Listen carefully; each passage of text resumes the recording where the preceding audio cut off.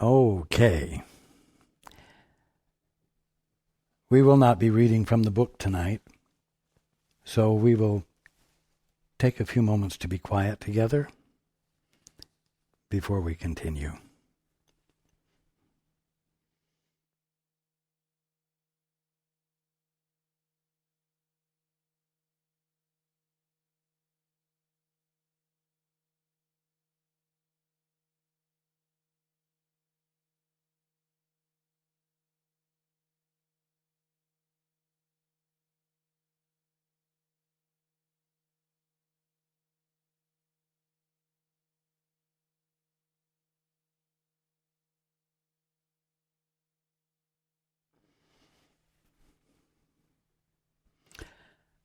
Good evening.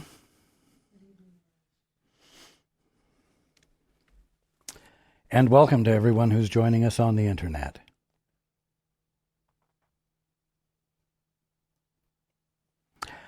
I've asked Chris to give the subject on the screen tonight as the movement continues. We're going to take some time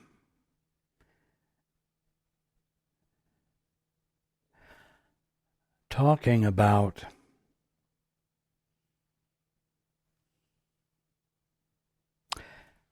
we'll say the practical aspects of what I've been teaching for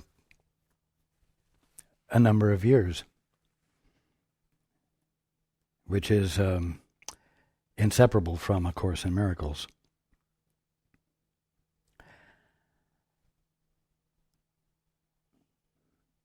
I've mentioned that as you engage in the two-step, as you shut up your thinking and become still and ask, Father, what is the truth here? Or you ask of the Holy Spirit, what do I need to know?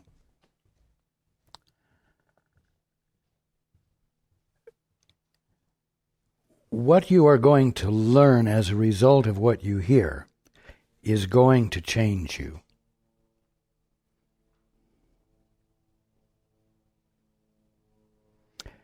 You are going to learn how to reflect God. You're going to learn how to express knowing that comes as a result of listening to the Father or listening to the Holy Spirit, who will relay to you what the Father is meaning or saying.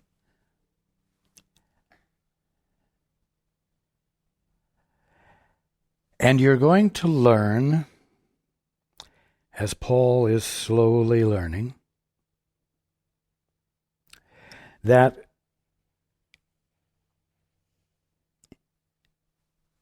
the new way of being, I mean by that reflecting the Father's will, reflecting God, is not going to feel familiar initially. And it's going to require practice, if I may put it that way, at speaking the knowing that is supplied to you, so that you can get the feel for who you divinely are. And having that new self-experience revealed to you, you will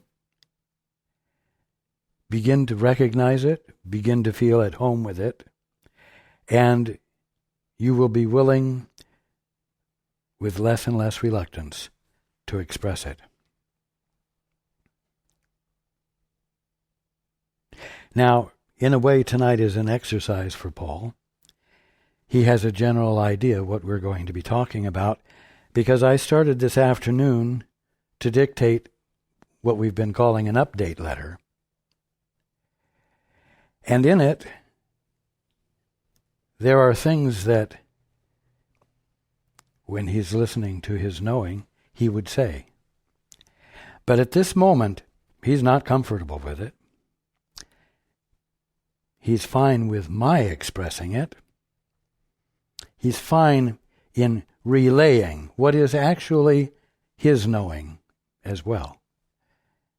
He's comfortable with my relaying that and not having to own it yet. But in the process, which he engages in every Saturday night when he lets me speak,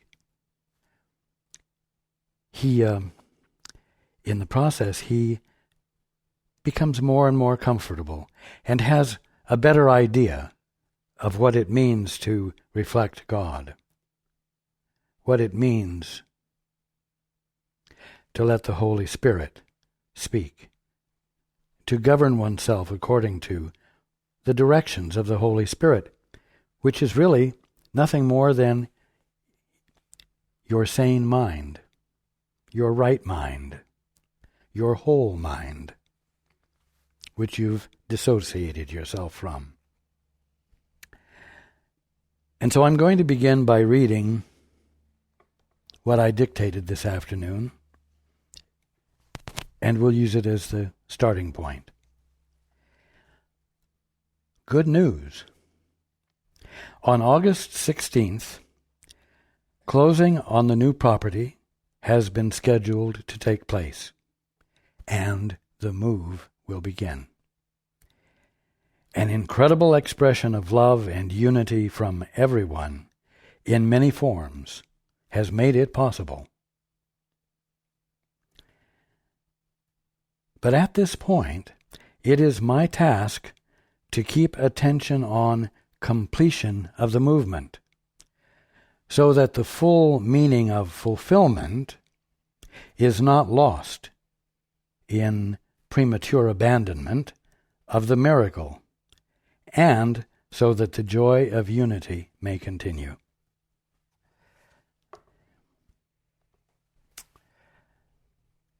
There has been a lot of joy. There's been a lot of felt camaraderie amongst everyone who has been involved. As I said before, even though you haven't met each other. That's a joyful experience.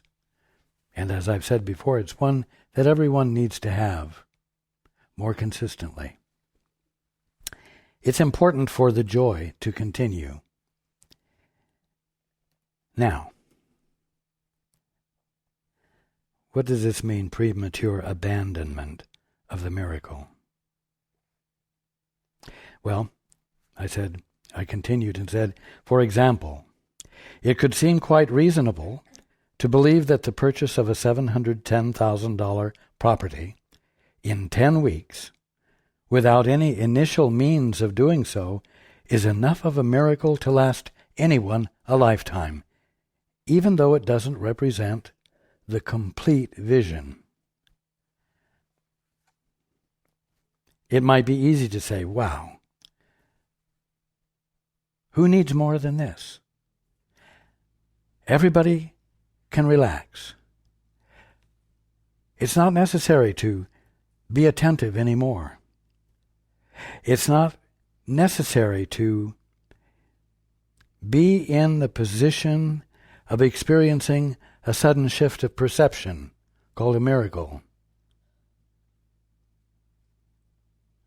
The miracle that has happened is sufficient. Well, I continued, indeed, most everyone, in one way or another, diminishes his experience of wholeness by claiming that good already received is such an example of God's love that more is unnecessary.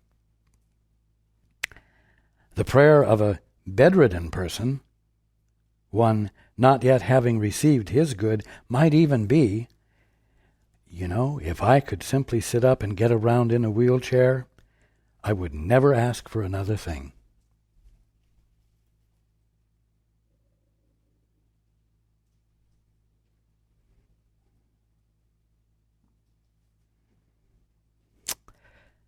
When you get in that place called the holy instant, where God's laws prevail, this just won't work anymore.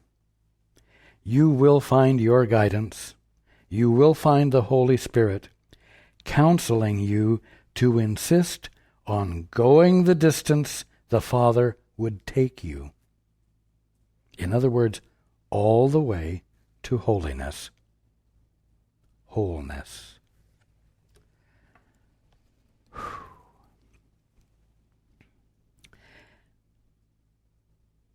Now this is very pertinent because many of you have healings, have life-changing revelations, and they cause incredible improvements to occur.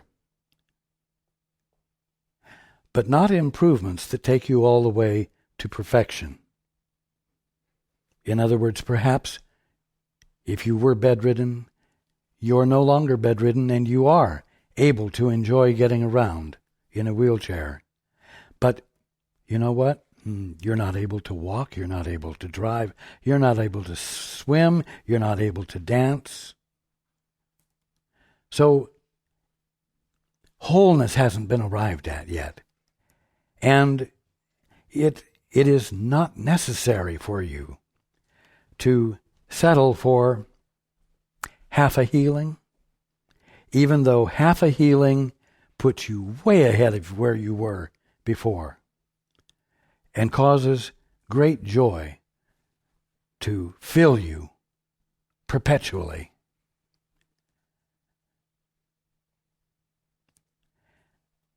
Now, what I'm saying tonight is a way I'm using to teach Paul something. And it has transfer value for everyone else. Because all of you in one way or another do exactly what I've just described. You know, Paul looks at what has happened, and it's mind-boggling. It is amazing. It causes him to feel greatly loved, greatly supported.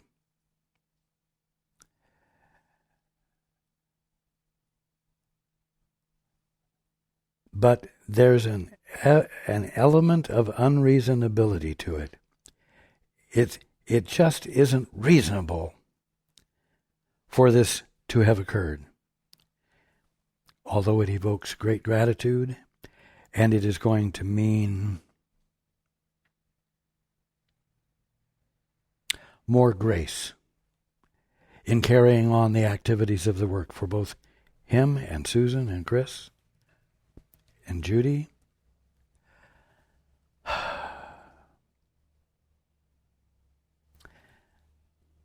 But he knows that what has happened, the obtaining of the property, is not all of it. It wasn't all that I described in the beginning. You know, there's a hymn that Paul grew up with that began, "What is thy birthright, man? Child of the perfect one. What is thy Father's plan for his beloved Son?" Of course, that's the key. What is thy Father's plan? Not what is my plan, what is your plan, but what is your Father's plan? That's what you learn when you practice the two-step and you say, "Father, what is the truth here? Father, what do I need to know here?"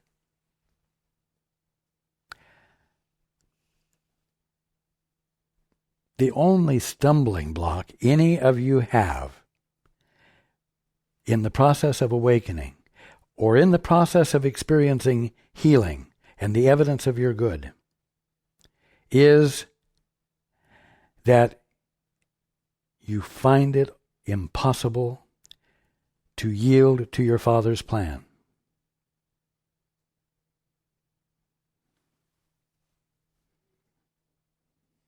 When that is your only function. When that only function you have practiced or engaged in will cause you to awaken, will cause you to snap back into your right mind.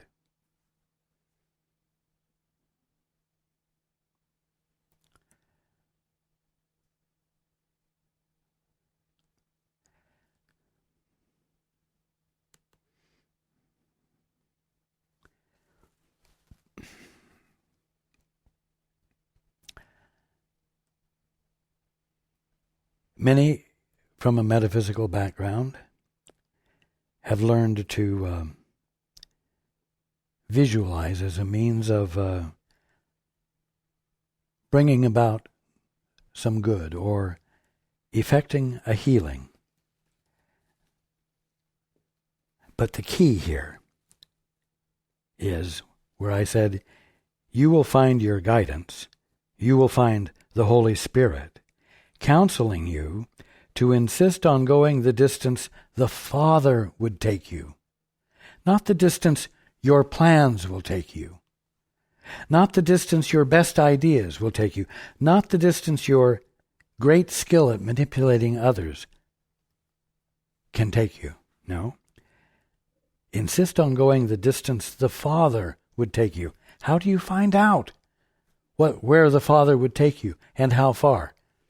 By silencing human will, by silencing your great investment of faith in your thinking and saying, Father, what is the truth here? What do I need to know? What is your will for me? Where does my fulfillment lie? Help me to share and have your perspective. Well, when that happens, you're going to behave in a new way.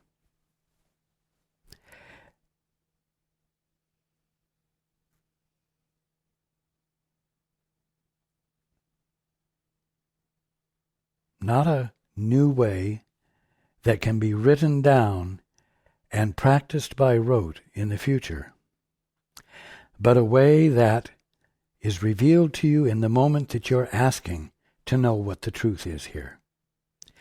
And so, going the distance that God would take you is a matter of forever saying, Father, what is your perspective? And eventually, even ceasing to ask the question because you yourself are bringing your attention to the Father, because you have no desire to know anything other than what He is revealing.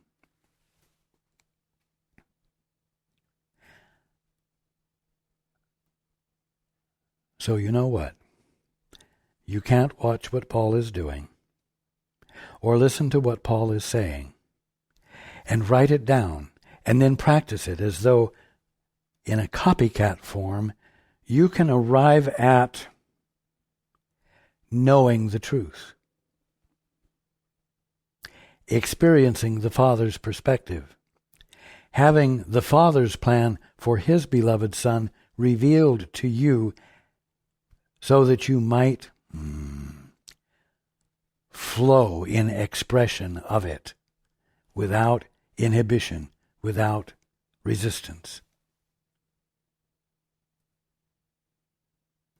Now, because Paul feels that so much has been given, and because he feels, and I will tell you he's assuming, because he feels that many who gave have given perhaps more than they had to give. He feels that there was an inequity, perhaps, something he would wish not to have happened.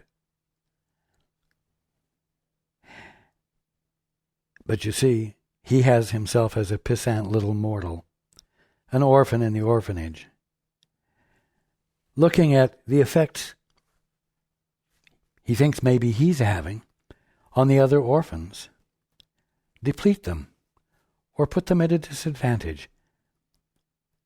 and he's missing the vision he would see if he would do the two-step now and say, Father, what is the truth here?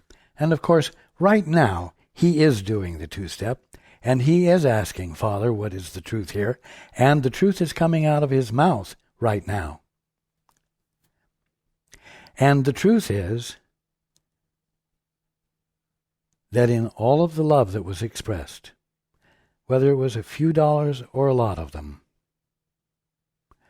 whether it was given out of a little that was had, or whether it was given out of a lot, out of great wealth, it was all God. It was all love. And there weren't any little pissant mortal orphans doing it. You see, what he's hearing as I say this is that we're elevating everyone in the human condition into their divine stature and expressing and seeing the truth about them, honoring them. Not a single one who is given deserves anything less than honoring. The greatest honoring. The acknowledgement and recognition that the sons and daughters of God expressed their love. Now, when Paul gets into this frame of mind, in fact, when any of you get into this pissant little poverty-stricken frame of mind,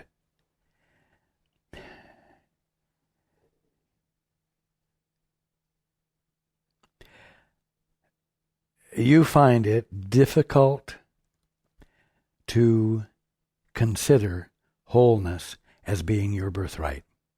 You find it difficult to embrace it. You find justifications for not embracing it. You're not worthy of it. Oh, you're worthy of some, but not too much. And if you get too much, then you've had enough. You've had enough. But you see,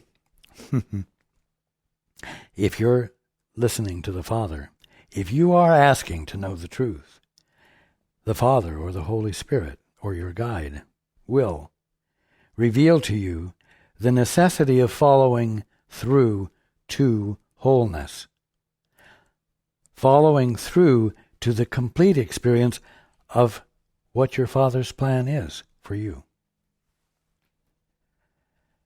And that may stretch you and may make you uncomfortable, but that's just the pissant little mortal orphan who's uncomfortable. And that's just a set of habits, mental and emotional habits, that practicing the holy instant will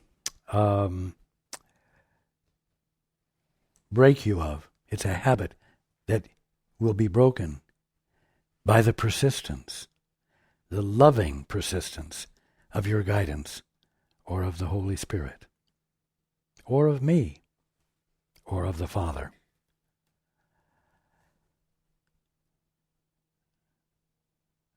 Now,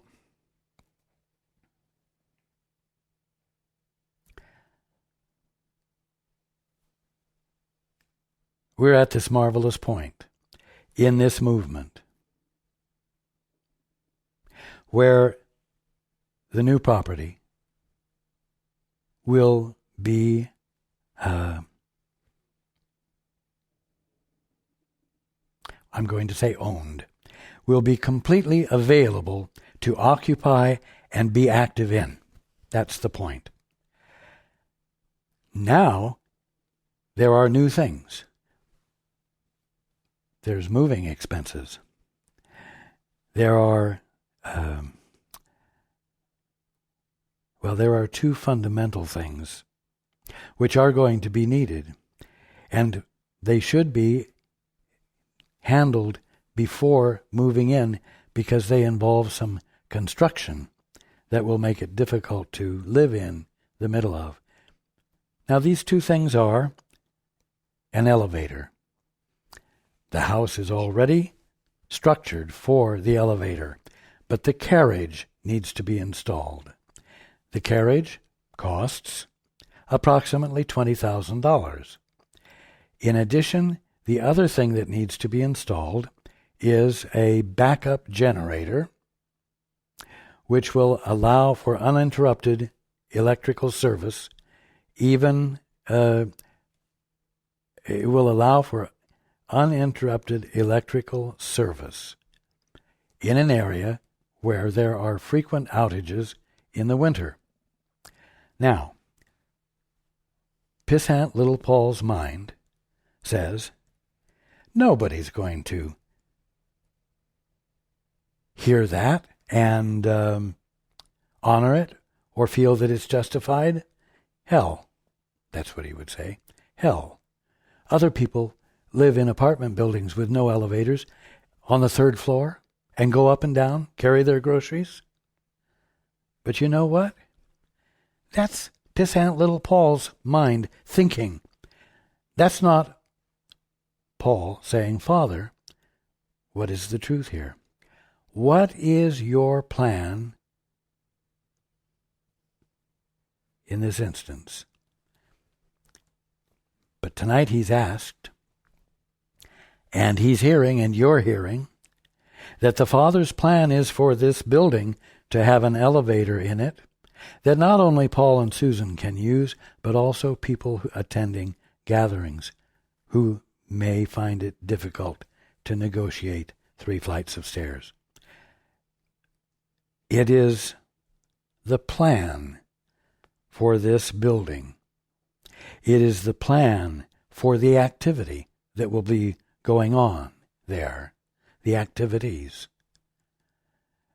And whether Paul thinks it's justifiable, and whether Paul thinks other people will find it justifiable, is irrelevant, because anyone who finds it unjustifiable is engaging in their own pissant, poverty-stricken thinking.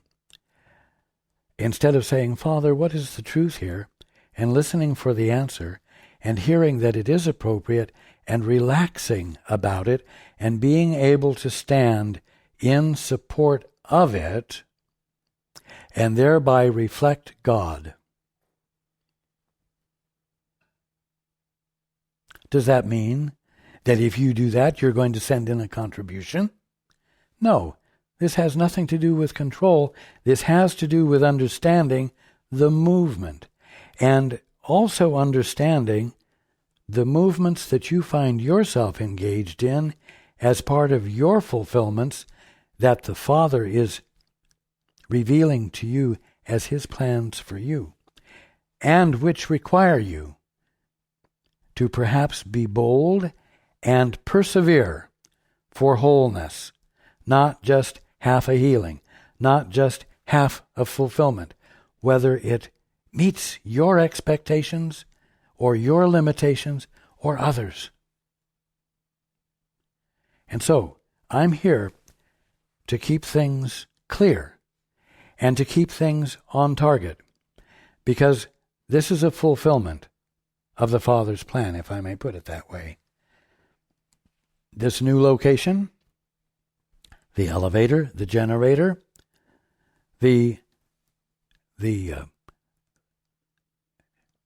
changes that need to be made in the building, shelving, and the things for the work that needs to be done, the arrangements for the broadcasting, and so on and so forth. Whenever you move into a new place, there are things to be done. You know what? Divine love meets the human need.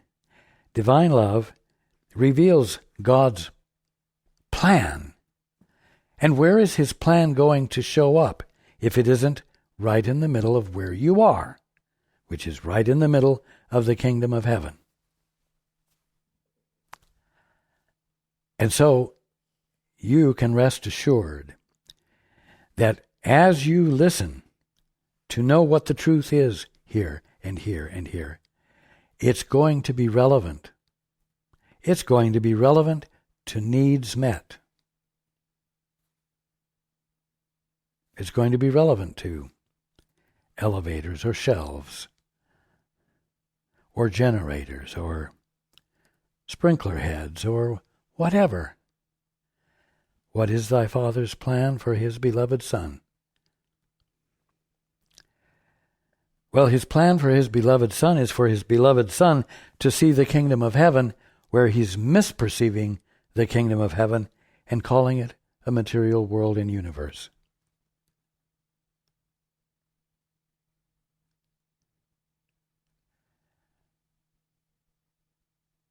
Now,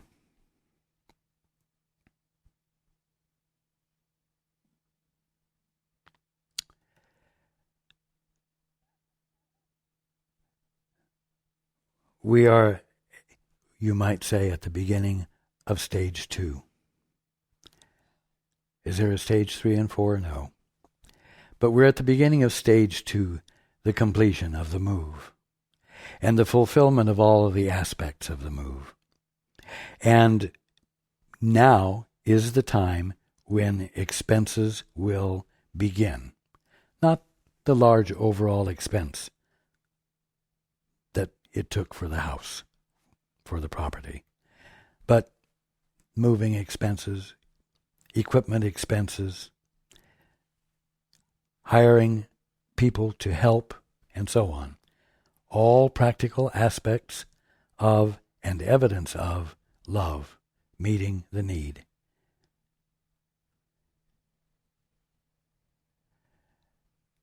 These expenses are beginning now. And I am inviting your support. Why am I inviting your support?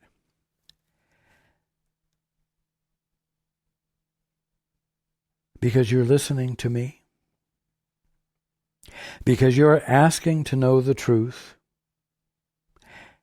And you're listening to me as I share it. And you're finding it of value. Many of you finding it of extreme value. And what you find of extreme value, it behooves you to share with others. It behooves you to do what makes it possible for it to be shared with others. When you hear good news, you don't want to keep it a secret. You want to share it. You want to feel the camaraderie of others with you knowing the truth and experiencing movement to wholeness, if I may put it that way, or the instantaneous experience of it. And so I'm asking for support from those who find it of value and who are willing to do what it takes to extend it, to make it more available to others. It's that simple. You see, knowing the truth is extremely practical.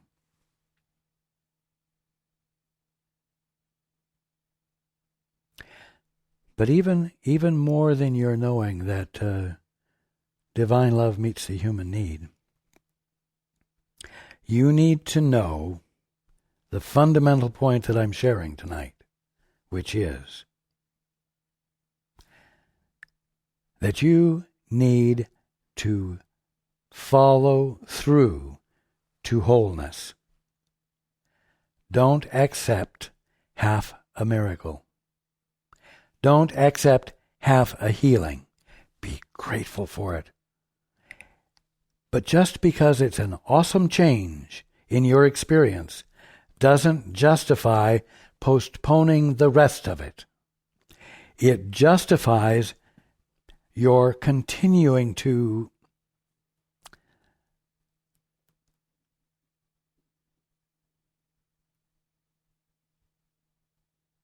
press for the experience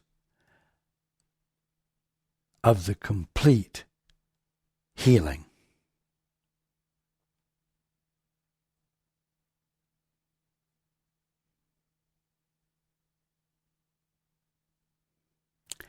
Sometimes that means that you have to press against your own resistance to it.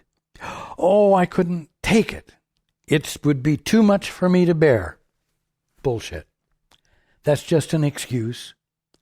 That's just an excuse for not yielding up the last bit of willfulness that it takes to resist God's plan for you.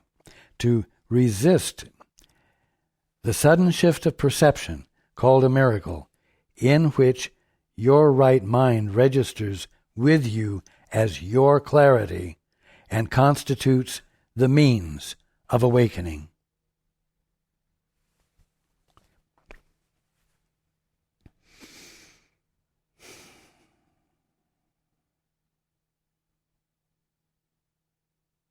You know what? Not only do you need to want the ultimate for yourself, not only do you need to want the experience of wholeness for yourself, you need to want it for your fellow man.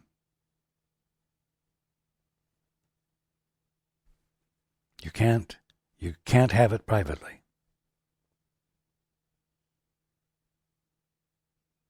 What you give, you get to keep.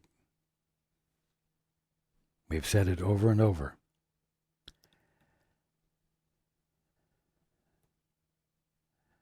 So,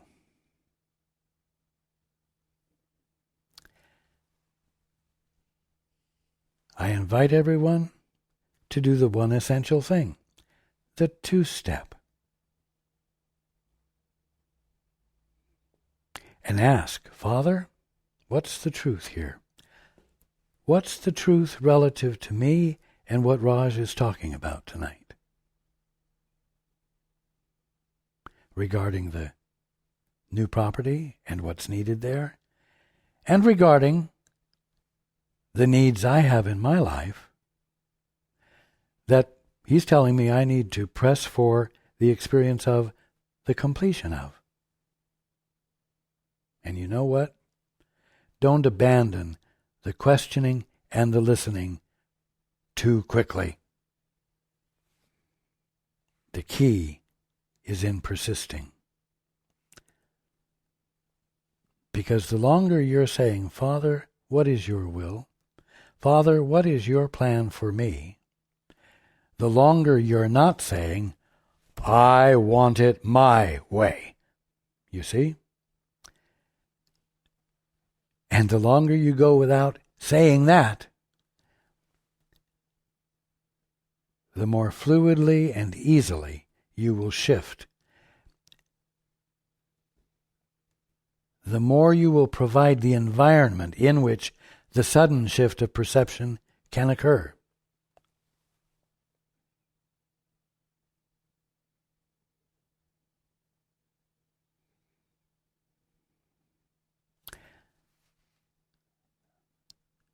I love you all.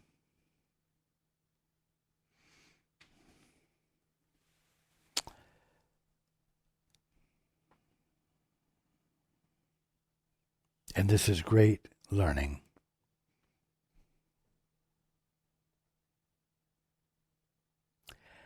Every connection you have with the Holy Spirit or with your guide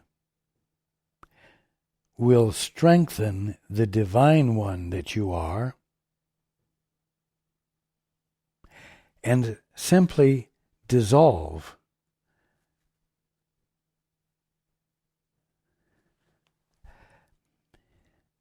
the pissant, poverty-stricken orphan that you've thought you were.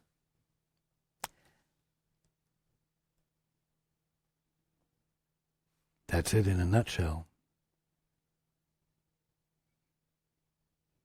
And I look forward to being with you next week.